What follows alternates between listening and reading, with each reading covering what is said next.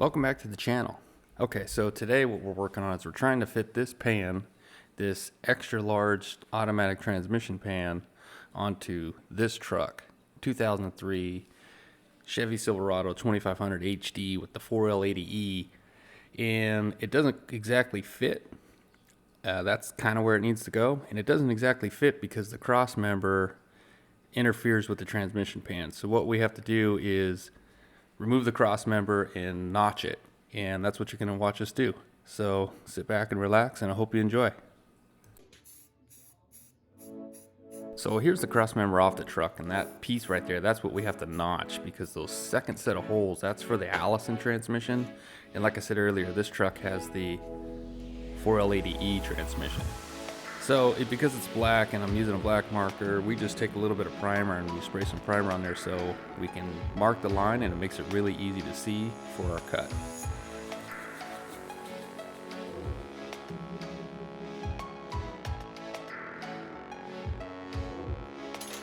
So for this, it's simple. We'll just take the cutoff wheel and our die grinder and make the cut. We'll cut along that top there and then along both sides, and the piece will just pop right off.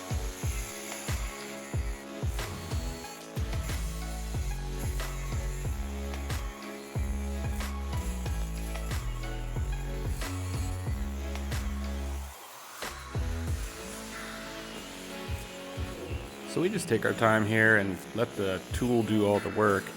Don't really put a whole lot of pressure on it. This material is actually pretty thick. I want to say it's better than 1/8 inch thick. So in that top piece where those holes are, it's actually double layered. So we just take our time and work our way around it until we get cut all the way through.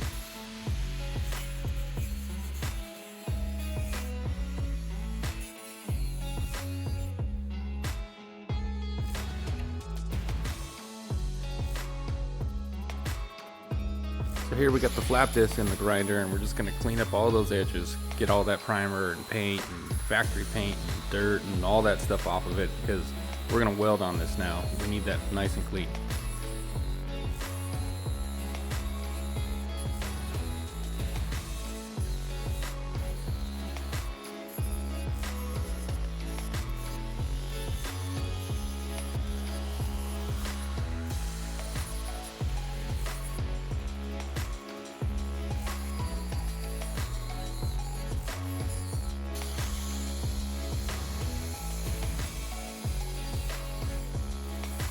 Here we had a piece of 3/16 steel, a bracket of some sort or something that we cut on the plasma table, and I'm going to repurpose it for this project. So I'm just cutting it at those tabs, and it'll fit perfectly onto that part of the cross member that we just cut off.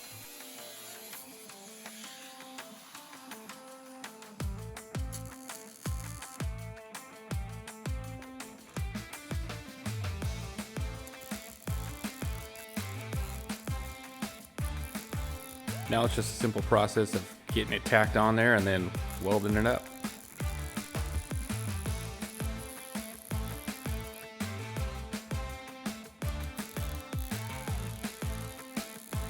On our big miller machine, this is a MIG process, and my settings I'm using for this are 18 volts and 200 inches per minute, and we got 035 wire in there.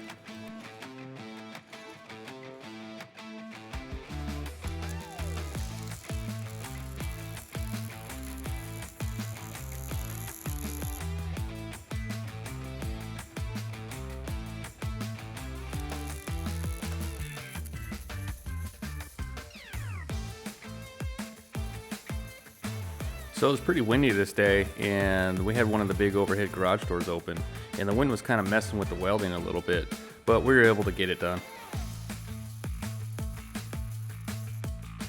You could see I had a couple of small little pockets where I had to go back and re-weld those up.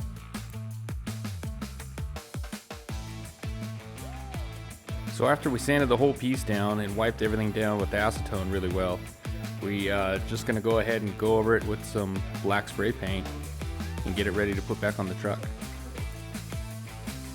So this paint that we like to use, it's a rust reformer product, and it has a nice flat black finish, but it works really well, and we can paint right over this piece that might have a little bit of rust on it and a little bit of bare steel, it doesn't really matter. It bonds to it really well and it works really nice.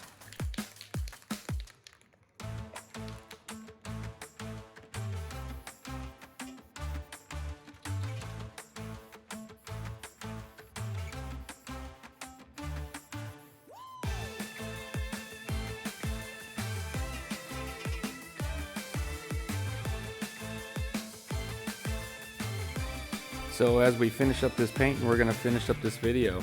Again, thanks again for watching, and if you haven't already, go ahead and subscribe.